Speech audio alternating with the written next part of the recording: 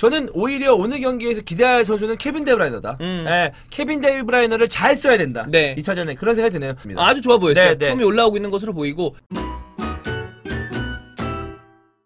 여러분 안녕하십니까? 안녕하세요. 크리스탈 팰리 여러분 안녕하십니까? 안녕하세요. 네, 크리스탈 팰리스와 맨체스터 시티 지금 막 전반전이 끝났는데요. 오늘은 축구 전문가, 축구 평론가 박종윤 씨 모시고 이야기 한번 나눠보도록 하겠습니다. 안녕하세요. 안녕하세요. 네, 전반전 어떻게 보셨나요? 이전 해설위는 어떻게 보셨나요? 제가 먼저 묻지 않았겠습니까? 네. 누가 먼저 물어봤다 이런 거는 초등학생들이 하는 거 아닌가요? 그런가요? 네. 먼저 얘기를 듣고 싶습니다. 알겠습니다. 네. 맨체스터 시티 같은 경우에 오히려 지난 주중에 있었던 토트넘과 챔피언스리그 원정에서 네. 약간의 특유의 우리가 흔히 얘기하는 펩이 챔피언스리그 원정에서 왜 저런 모습을 보일까? 보수적이다, 수비적이다, 나쁘게 하면 쫄보 운영 이런 거에 가까운 운영을 보여주다 결국에는 패배를 했습니다. 물론 아게로의 PK가 있었지만 네. 0대1로 패배했기 때문에 아직까지 뭐 반전의 기회는 남아있다고 하더라도 네. 근데 오늘 경기에서는 리그에서 리버풀과의 어떤 경쟁이 워낙에 치열하기 때문에 그렇죠. 그리고 수정국 원정이 쉬운 또 원정길은 아니잖아요. 네, 그래서 맞습니다. 원래 정상적인 선수들을 모두 다 기용을 했는데 페르난지니 정도만 로테이션을 한 것 같습니다. 오른쪽에 스털링을 배치를 했고 왼쪽에는 로이스 아네 그리고 전방에는 아게로가 나왔고요. 네. 다비드 실바, 케빈 데브라이너, 균도안 오른쪽에 워커 왼쪽에는 맨디 그리고 라포르트와 콤파니가 백포 라인을 이뤘는데 네네. 전체적으로 우리가 흔히 얘기하는 맨체스터 시티의 어떤 경기 운영과 비슷했다. 아하. 완벽하게 제압을 하고 있고 주도권을 쥐고 있고 이 점유율도 가지고 있고 네. 그러나 득점이 좀 나오지 않았던 것이 흠인데 아하. 스털링이 한 번 정도는 굉장히 쉬운 거를 놓쳤죠. 놓쳤다. 다비드 실바가 좋은 패스를 줬음에도 불구하고 빈 골문에 놓쳤는데 아하. 그럼에도 불구하고 이 경기 이 전반전에서 소득을 얻을 수 있는 것은 바로 케빈 데브라이너입니다. 아하. 이 골에도 도움을 했던 것이 케빈 데브라이너고 전반적으로 최근에 실바 두 명의 실바 중에 에이스는 이제는 베르나르도 실바가 됐습니다. 그렇죠. 다비드 실바가 머리를 기르고 난 이후에 뭐 나이가 아무래도 이제는 다비드 실바가 조금씩 내려올 수도 있는 나이에 아하. 접어들다 보니까 내려온다. 이전만큼의 폼은 아닌 것이 확실하거든요. 그렇죠. 근데 그 상황에서 베르나르도 실바가 제 역할을 해주고 있었는데 지난 경기에서 경미한 근육 부상 때문에 아예 명단에서 제외를 했고 오늘 경기에도 서브로 내려와 있단 말이에요. 네네네. 그러면 경기를 풀어줄 사람이 누구냐? 바로 케빈 데브라이너인데 아하. 케빈 데브라이너는 이번 시즌 내내 전체적으로 부상 때문에 이번 시즌을 날렸다고 해도 과언이 아니었습니다. 네네. 이제 복귀를 했음에도 불구하고 폼이 올라오지 않았는데 최근에 몇몇 경기들에서 올라오는 모습이 있었거든요. 아하. 근데 오늘 경기에서도 스털링의 골을 어시스트를 했고 전체적으로 패스의 감이 이전에 원래 좋았던 케빈 데브라이너의 감으로 많이 돌아오고 있다. 네. 자, 케빈 데브라이너의 폼이 올라오고 있다는 것은 저는 말할 기회를 어떻게 뭐 질문이라도 할 기회를 주지 않나요? 먼저 질문을 해주셨기 때문에 네네네. 제 답이 끝난 다음에 그 다음에 얘기를 해주시면 알겠습니다. 좋겠습니다. 네네네. 폼이 올라오고 있기 때문에 아하. 이전 해설위원이 이전 경기에서 짚어준 적이 있었죠. 네네. 첼시 경기에서 리뷰를 했을 때 러프터치크나 누구였죠?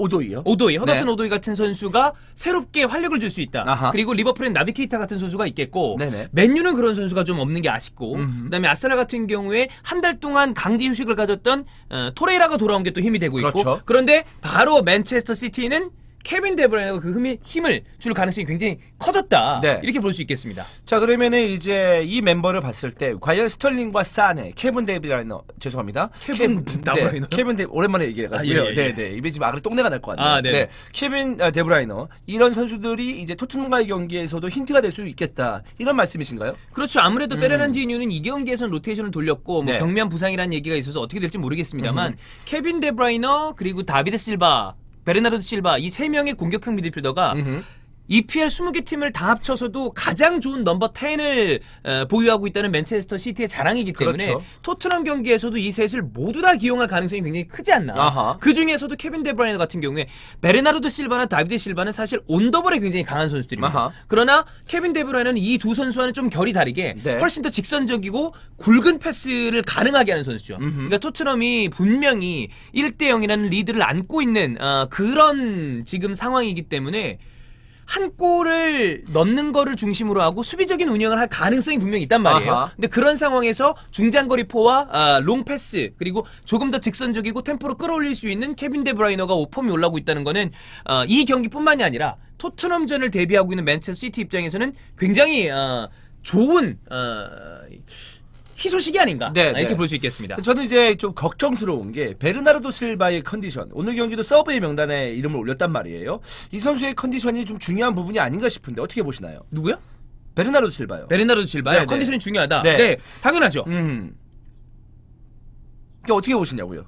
네. 뭘 어떻게 보죠? 아니 이 선수의 컨디션을. 컨디션이요? 네네. 근육 부상으로 지난 경기에서 네네. 명단에 제외를 시켰고 네. 오늘 경기에도 제가 봤을 때 뛸 수 있음에도 불구하고 아끼는 걸로 보입니다. 네. 그러니까 토트넘전이 2연전이에요.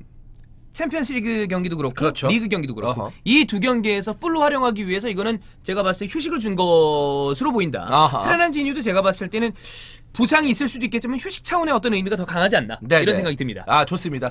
전반전은 이제 맨시티답게 좀 압도한 경기였는데 그래도 1대0의 스코어가 좀 불안하지 않을까요?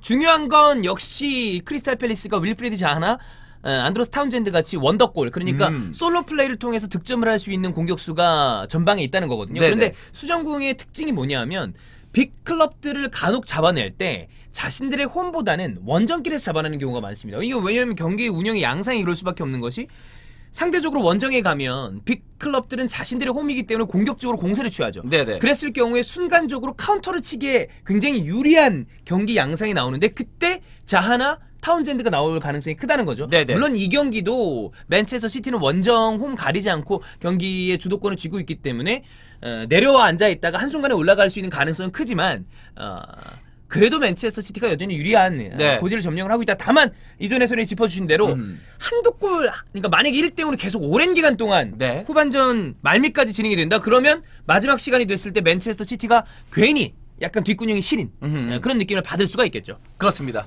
전반전 고생하셨고요. 네. 후반전 계속 함께해 주시면 좋을 것 같습니다. 감사합니다. 여러분 후반전에 뵙겠습니다. 네, 자 맨체스터 시티 그리고 크리스탈 팰리스가 크리스탈 팰리스의 홈에서 경기를 펼쳤습니다. 네. 전반전에 1대0인 상황이었는데 후반전 결국엔 맨체스터 시티가 아슬아슬한 상황이 있었음에도 불구하고 마지막 승리를 따내면서 다시 1위 자리를 탈환했습니다. 자, 이 경기 후반전에 대해서 이존 해설위원과 리뷰해보도록 하겠습니다. 안녕하세요. 네, 안녕하세요. 네, 네. 자 이존 해설위원 그 후반전 좀 어떻게 보셨는지 평가를 해주시죠. 굉장히 재밌게 봤습니다. 아하. 굉장히 좀 박진감이 넘치는 경기였었고 나름 이제 맨시티의 강함을 볼 수 있었던 그런 경기였습니다. 네, 어느 부분이 제일 강했었나요? 스털링이 강했어요. 스털링. 네, 네. 그리고 또 강한 부분 없었나요? 뭐 데브라이너가 컨디션이 좋았던 것 같고요. 네. 네. 그리고 크리스탈 팰리스는 어디가 약했죠? 전체적으로 다 약했던 것 같습니다. 아, 예. 마지막에 좀 끌려간다기보다 이제 2대1로 따라가는 골을 만들었잖아요. 그러면서 이제 뭔가 크리스탈 팰리스가 무승부를 만들어내나? 이런 생각도 좀. 제대로 하겠습니다. 네, 네. 네, 장난이었었고요. 네. 아니, 후반전에 중요한 네. 부분은 사실 스털링이 추가골을 넣었는데 2대0 이대로 사실 마무리가 될 수 있는 상황이었지만 밀리보예비치의 프리킥이 변수를 만들었죠. 근데 벽을 왜 그렇게 썼는지 모르겠네요. 그러니까 벽이 문제였어요. 네. 벽을 너무 애매하게 세웠고 이거는 에데르송 손에 맞긴 맞았습니다만 보통 골키퍼가 손으로 딱 쳤을 때 이건 막을 수도 있었던 부분이었다라는 이야기를 할 수 있지만 이건 그럴 수 있는 상황이 아니었다. 맞습니다. 너무 가까운 거리였고 벽을 잘못 세웠기 때문에 그 부분을 밀리보예비치가 공략을 하면서 그때부터 크리스탈 팰리스가 확 올렸단 말이에요. 근데 거기서 사실 많이 좀 불안한 감이 있죠. 아무리 맨체스터 시티와 패배팀이 잠그기를 잘한다고 하더라도 지속적으로 얘기하지만 크리스탈 팰리스는 한 방에 있는 공격수들이 있어서 혹시나 하는 마음을 가졌었고 중간에 사네를 빼고 존 스톤스를 집어넣는 수비적인 선택을 합니다. 그리고 나서 크리스탈 팰리스가 좀 더 피치를 올려서 제가 보기에는 마지막까지 바카리 사코 같은 선수 들어갔잖아요. 허우대가 좋은 선수를 넣으면서 아마도 동점골을 노려봤던 것으로 보이는데 맨체스터 시티가 한순간의 역습 찬스를 살리면서 그리고 사실 최근에 이거는 중계방송을 정식으로 하던 그 김용남 캐스터 그리고 송영주 해설위원도 얘기를 했지만 가브리엘 제수스는 자기 역할을 못해주고 있는 공격수입니다. 맞아요. 근데 이번 경기에서는 굉장히 좋은 세기골을 넣어줬다. 굉장히 운이 좋게 네. VR이 있었다면 오프사이드가 될 수 있었는데 그렇죠. 어쨌든 잘 넣긴 했지만 그 전에 오프사이드가 있었기 때문에 좀 뭐 VR이 있었다면 무효가 될 수 있었지만 어쨌든 없으니까. 득점은 인정이 됐잖아요. 네. 그렇기 때문에 이 두 번째 스트라이커가 꿀맛을 봤다는 것은 맨시티에게 호재가 아닐까라는 생각이고, 그러니까 맨시티 입장으로서는 이 경기를 당연히 잡았어야 되는 거고, 맞아요. 과연 이 경기를 통해서 토트넘전을 어떻게 준비하느냐가 중요한 부분인데 저는 개인적으로 썩 마음에 들진 않았습니다. 어떤 부분이 마음에 안 들었죠? 사네가 르러이 사네. 네, 사네가 그렇게 인상적이진 않았어요. 결과적으로는 이제 만약에 이제 나중에 뭐 그 비실바가 나왔잖아요. 베란드로 실바는 제가 봤을 때 이제 몸을 풀어주는 의미로 보낸 것 같아요. 나왔는데 비실바가 주중까지 컨디션을 100% 찾지 못한다면은 저는 이거 굉장히 큰 문제라고 봅니다. 왜냐하면 지난 경기에서 스털링이 완전 막혔기 때문에 스털링이 막혔을 때 과연 어떤 선수가 그 막힌 혈을 풀어줄 수 있느냐. 결국 비실바잖아요. 근데 비실바의 컨디션이 만약에 100%가 아니다.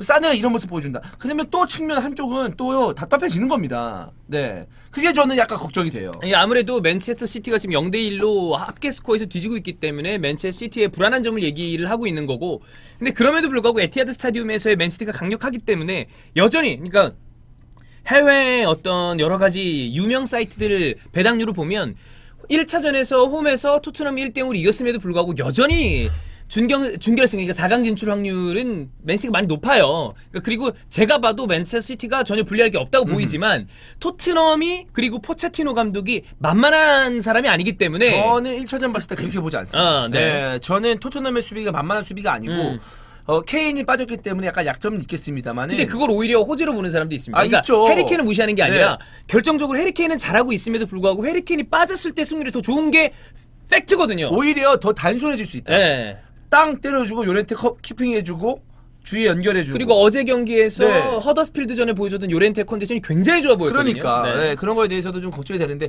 저는 오히려 오늘 경기에서 기대할 선수는 케빈 데브라이너다. 케빈 데브라이너를 잘 써야 된다. 2차전에 그런 생각이 드네요. 데브라이너는 나쁘지 않아 보였습니다. 아주 좋아 보였어요. 폼이 올라오고 있는 것으로 보이고, 이 경기 때문에 재밌어지는 경기는 역시 두 경기입니다. 주중에 있을 토트넘과의 경기는 맨체스터 시티가 승리를 했기 때문에, 그리고 베르나르도 실바가 돌아왔기 때문에 전체적으로 어떤 폼을 보여줄지 궁금하고, 자, 오늘 리뷰 하이라이트는 사실 이 경기 이후입니다. 네, 리버풀과 첼시와 리버풀 경기예요. 여기서 지금 맨시티가 1위를 잡고 있는데 리버풀이 만약에 승점 3점을 따내지 못한다. 그러면 또 맨시티 쪽으로 많이 기울어지게 되죠. 그 얘기 다음 경기에서 풀어드리도록 하겠습니다.